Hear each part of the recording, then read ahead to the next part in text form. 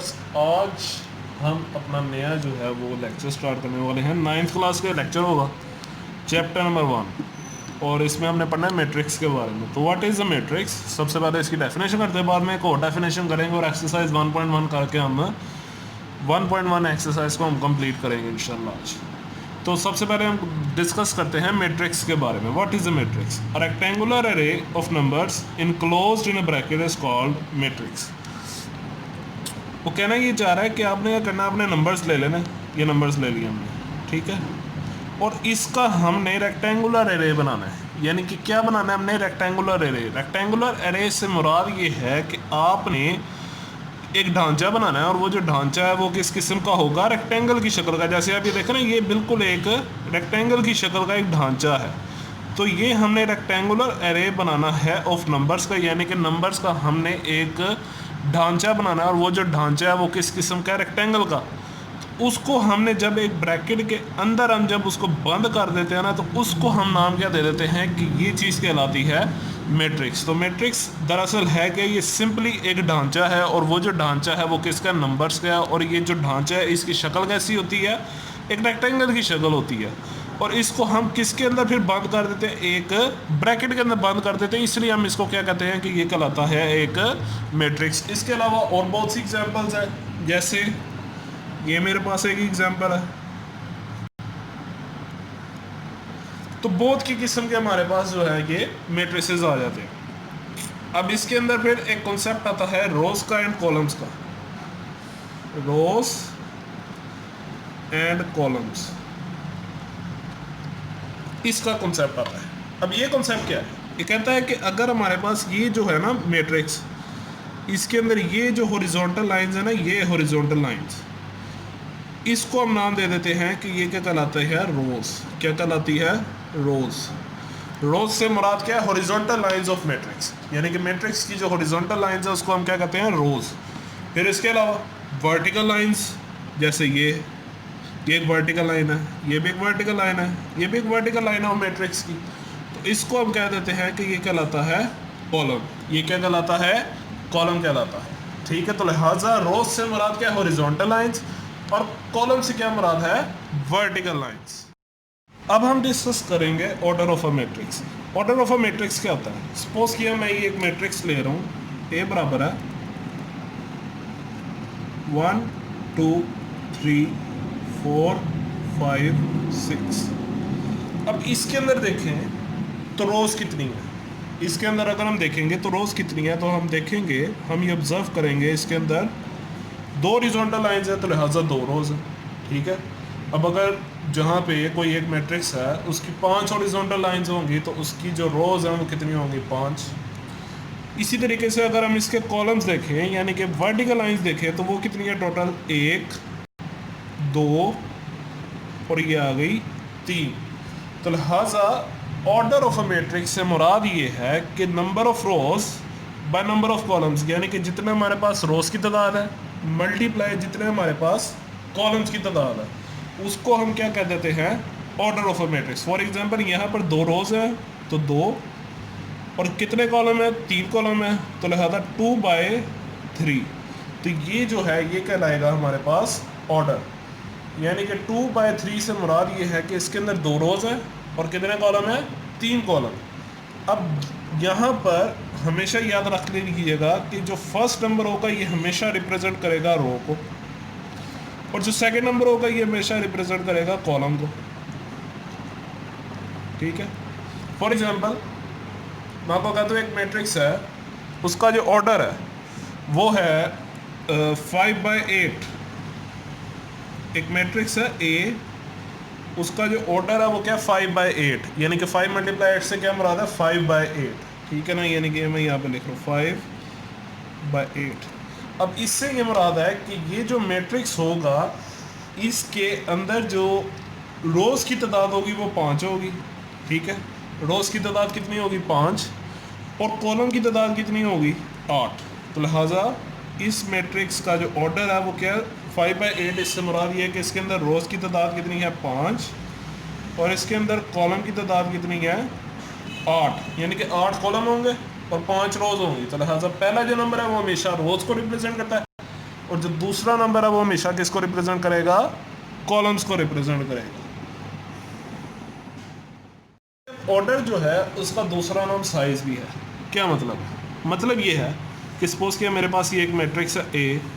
अब इसके अंदर अगर आप देखें तो रोज़ कितनी है, टोटल 3 रोज़ हैं, 1 2 3।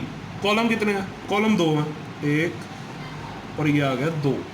तो लिहाजा इसका जो ऑर्डर होगा वो क्या होगा, 3/2, यानी कि पहले रोज़ आएंगी उसके बाद कॉलम आएगा।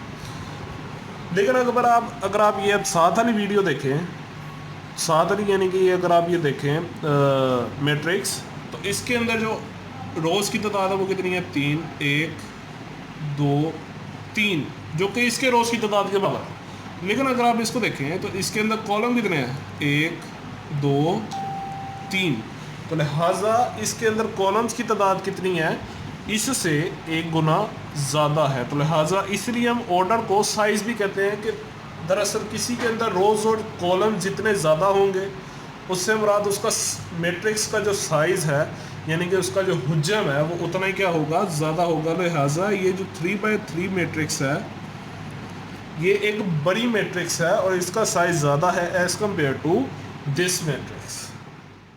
अच्छा, अब हमने एक्सरसाइज शुरू करनी है 1.1। तो ये जो 1.1 है इसके अंदर जो पहला सवाल है ये तो आप खुद ही काट लेंगे, यानी कि वो कह रहा है find the order of the following matrices. तो उसने ये हमें सारी की सारी मैट्रिसेस दे दी हैं, तो इसका हमें ऑर्डर निकालना है, यानी कि हमें ये देखना है इसके अंदर रोज़ की और कॉलम्स की तादाद कितनी है। तो लिहाजा ये तो आप काट सकते हैं, ईजी सवाल है। जो क्वेश्चन नंबर 2 है ये भी बिल्कुल एक ईजी क्वेश्चन है। जो क्वेश्चन नंबर 3 है इसको मैं आपको समझाऊँगा, ठीक है, कि इसको कैसे करना है। ओके, तो क्वेश्चन नंबर 3 की तरफ अब हम चलते हैं। उसने कहा हुआ है find the values of A B C and D which satisfy the matrix equation. वो कह रहा है हमें ये जो नीचे इक्वेशन दी हुई है मैट्रिक्स की, इसके अंदर हमें ए बी सी डी की वैल्यूज़ मालूम करनी है। तो ये अभी हम करते हैं सवाल। सब यहाँ पे उसने एक टर्मिनोलॉजी इस्तेमाल किया है जो वो कहता है इक्वल मैट्रिक्स। इक्वल मैट्रिक्स से मुराद एक ऐसी मैट्रिक्स होती है जिसके अंदर ऑर्डर दोनों मैट्रिसेस का क्या हो, सेम हो। जैसे यहाँ पर अब आप देखें 2 रोज़ है और 2 कॉलम है, ठीक है ना, 2 रोज़ है और 2 ही हमारे पास कॉलम है। और इसी तरीके से यहाँ पे भी क्या है, 2 रोज़ है और 2 कॉलम है, यानी कि यहाँ पे भी 2 रोज़ ही हैं और 2 कॉलम ही हैं। मैट्रिक्स से क्या मुराद है, एक ऐसी मैट्रिक्स जिसके अंदर ऑर्डर दोनों का सेम हो और उनके जो करस्पॉन्डिंग एंटिटीज़ है, यानी कि ये जो पहला एलिमेंट है और ये वाला जो पहला एलिमेंट है ये दोनों एक दूसरे के बराबर हो। इसी तरीके से ये जो दूसरा एलिमेंट है, ये वाला दूसरा एलिमेंट, ये दोनों के बराबर हो।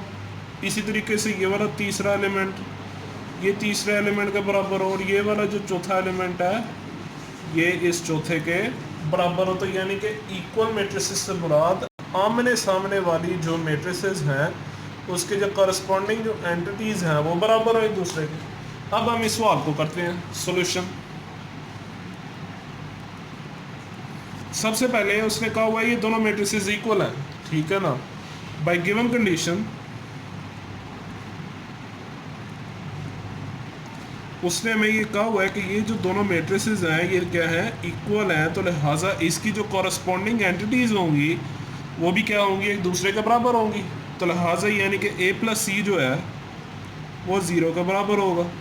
इसी तरीके से a प्लस 2b जो है वो -7 के बराबर होगा, ठीक है। इसी तरीके से c माइनस 1 जो है ये 3 के बराबर होगा। और इसी तरीके से 4d माइनस 6 जो है ये 2d के बराबर होगा, ठीक है। तो अब हम क्या करते हैं कि इक्वेशंस को हम नाम दे देते हैं।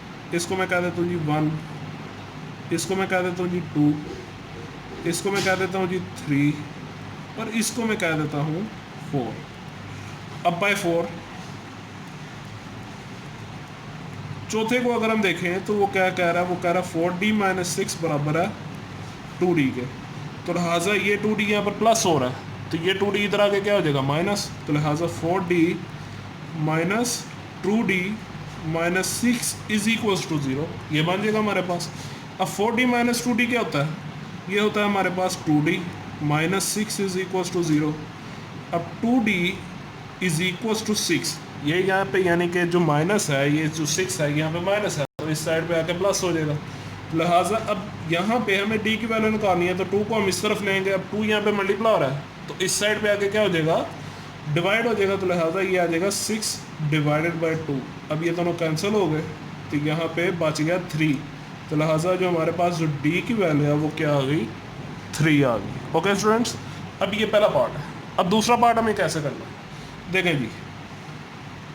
अब चौथे को हमने निकाल के, चौथी क्वेश्चन को हमने निकाल के हमने d की वैल्यू निकाल लिया। अब तीसरी को हम देखते हैं। तीसरी क्या कह रही है, वो कह रही है जी c-1 बराबर है 3 के। अब यहाँ पे हमें c की वैल्यू निकालनी है, तो जो -1 है इसको हम दूसरी साइड पे ले जाएंगे। तो लिहाजा यहाँ पे जो -1 है ये इस साइड पे जाके क्या हो जाएगा, प्लस, यानी कि ये आ जाएगा c इज इक्वल टू 3 + 1, और ये c की वैल्यू क्या आ जाएगी, 4 आ जाएगी। तो लिहाजा हमारे पास यहाँ पे दो वैल्यूज आ गई, a की, यानी कि एक जो है वो d की वैल्यू है वो 3 है, और जो c है उसकी वैल्यू क्या है, 4। अब उसके बाद अब अगर आप देखें तो पहली क्वेश्चन को हम देखते हैं, ठीक है ना। पहली क्वेश्चन के अंदर a है और c है, इसलिए हम पहली क्वेश्चन को इसलिए देख रहे हैं कि पहली क्वेश्चन के अंदर a और c है, और इन दोनों में से मुझे एक की वैल्यू का पता है, और वो क्या है, c, यानी कि मैं c की वैल्यू का पता है वो क्या है, 4 है। यहाँ पे मैं c की जगह 4 पुट कर दूंगा, तो यहाँ से मेरे पास a की वैल्यू निकल आएगी। तो लिहाजा ये आ जाएगा a + c is equal to 4, अब 0 बल्कि 0। तो लिहाजा c की वैल्यू यहाँ पे क्या है, 4 है, because c is equal to 4, therefore this implies a + c की जगह क्या आ जाएगा, 4 इज इक्वल टू 0, और यहाँ से a की वैल्यू क्या आ जाएगी, -4, यानी कि ये यहाँ पे a जो है मेरे पास वो यहाँ पे प्लस, यानी कि a + 4 है, यानी कि यहाँ पे 4 जो है वो प्लस हो रहा है, इस साइड पे आके क्या आ जाएगा, माइनस हो जाएगा। तो लिहाजा यहाँ तक मुझे अभी तक a की वैल्यू का पता चल गया, c की वैल्यू का और d की वैल्यू का पता चल गया। अब इसी तरीके से मेरे पास 3 ही क्वेश्चन सॉल्व हो गई, एक ही क्वेश्चन रह गया, वो कौन सी, दूसरी वाली। तो लिहाजा मैं दूसरी वाली क्वेश्चन को सॉल्व करता हूँ। By second equation a + 2b is equal to -7। अब देखें, इसके अंदर मुझे b की वैल्यू का नहीं पता, लेकिन मुझे a की वैल्यू का पता है। a की वैल्यू क्या है, -4। तो लिहाजा वही यहाँ पे मैं पुट कर दूंगा,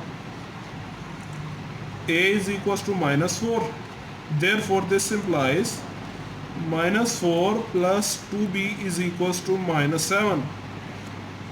अब देखें, मुझे यहाँ पे b की वैल्यू चाहिए, तो लिहाजा यहाँ पे मैं -4 को करूँगा, दूसरी साइड में ले जाऊँगा। तो लिहाजा ये आ जाएगा 2b इज इक्वल टू -7 + 4, क्योंकि यहाँ पे ये माइनस हो रहा है, इस साइड पे आके प्लस हो जाएगा। तो लिहाजा ये आ जाएगा 2b इज इक्वल टू -3।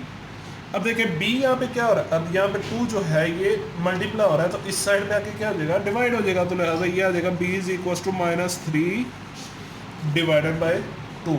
तो लिहाजा ये यहाँ पर मेरे पास 4 वैल्यूज आ गई है। a की वैल्यू जो है वो -4, जो b की वैल्यू है वो -3/2, जो c की वैल्यू है वो है 4, और जो d की वैल्यू है वो क्या है, 3 है। तो ये हमने क्वेश्चन नंबर 3 सॉल्व कर लिया। फ्रेंड, इसमें ये बात है कि बोर्ड के पॉइंट ऑफ व्यू से अगर आप देखें ना, तो जो क्वेश्चन नंबर 1 और जो क्वेश्चन नंबर 2 हैं, ये दोनों MCQs के पॉइंट ऑफ व्यू से आ सकते हैं, ठीक है ना। एज सच कोई यानी कि इतना इसका रोला नहीं है इन क्वेश्चंस का, आप इनको MCQs की तरफ से भी कर सकते हैं। बस आपको ये बताना चाहिए इक्वल मैट्रिक्स क्या है, उससे मुराद ये होता है कि जी ऑर्डर सेम हो और कॉरस्पॉन्डिंग एंटिटी सेम हो, और ऑर्डर ऑफ अ मैट्रिक्स का बताना चाहिए। तो ये दोनों अगर आपको टर्मिनोलॉजीज का पता है, तो लिहाजा आपके लिए क्वेश्चन नंबर 1 और क्वेश्चन नंबर 2 ये दोनों हलवा हैं। अगर आपको नहीं पता तो फिर आप दोनों के लिए ये करेले होंगे। तो लिहाजा इसीलिए अब क्वेश्चन नंबर जो 3 है ये इंपॉर्टेंट है, ये यानी कि बोर्ड के पॉइंट ऑफ व्यू से इंपॉर्टेंट है, आ सकता है शॉर्ट क्वेश्चन के पॉइंट ऑफ व्यू से। तो लिहाजा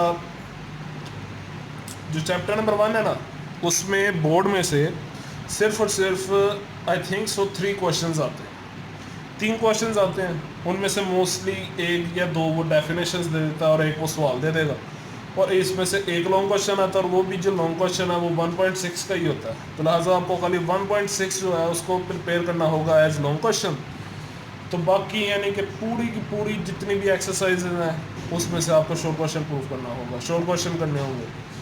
अब इसमें यह होगा कि मैं आपको सारी की सारी एक्सरसाइज नहीं कराऊंगा, कुछ कुछ सवाल करा दूंगा, बाकी आपका अपना मकसद होगा कि आप लोग खुद करें घर बैठ के। और मैं इंशाल्लाह एक ग्रुप बनाऊंगा, उस ग्रुप के अंदर हम जो है वो मैं आपके नंबर वगैरह ऐड करूंगा, ठीक है। उसके ज़रिए से इसमें ये हो जाएगा फिर कि आप जो भी काम वगैरह अपना करेंगे एक्सरसाइज वगैरह, वो आप वहाँ पे मेरे ग्रुप में ऐड कर दीजिएगा। मैं वहाँ से उसको चेक करके फिर कोई भी किस्म की प्रॉब्लम होगी मैथमेटिक्स के हवाले से, 9वीं 10वीं 11वीं 12वीं के लिहाज से, या फिर तो वो फिर मैं आपको वहाँ पे डिस्कस कर दिया करूँगा, ठीक है। तो ये उसमें होगा। और दूसरी बात ये कि उन लोगों को इस ग्रुप में नहीं रखा जाएगा जो कि क्या करते हैं कि सेक्सुअल किस्म के, या फिर जो होते हैं हमारे पास न्यूडिटी किस्म के कंटेंट अगर कोई भी बच्चा या फिर कोई भी आदमी अगर सेंड करेगा तो उसको हमने वहाँ से उस ग्रुप से रिमूव कर देना है। यानी कि वो जो खाली ग्रुप है उसका जो मकसद है वो सिर्फ और सिर्फ आपकी पढ़ाई है। पढ़ाई जो है वो उसके लिए खा हमें चीन ही क्यों ना जाना पड़े, वो हमें पढ़ाई हासिल करनी पड़ती है, ठीक है ना। तो लिहाजा बस पढ़ाई के लिए आप आ जाएँ उस ग्रुप में, अपना फ़ायदा पूरा उठाएं, क्योंकि लॉकडाउन है तो इस वजह से कोई मसला है, कोई मसला तो नहीं होगा इंशाल्लाह। तो इंशाल्लाह आपको आई होप ये वीडियो देख के ज़रूर मज़ा आया होगा। मेरे चैनल को लाइक करें, शेयर करें, सब्सक्राइब करें, और मेरे वीडियो के ऊपर लाइक कीजिएगा, कमेंट कीजिएगा, ठीक है। तो ओके, अल्लाह हाफ़िज़।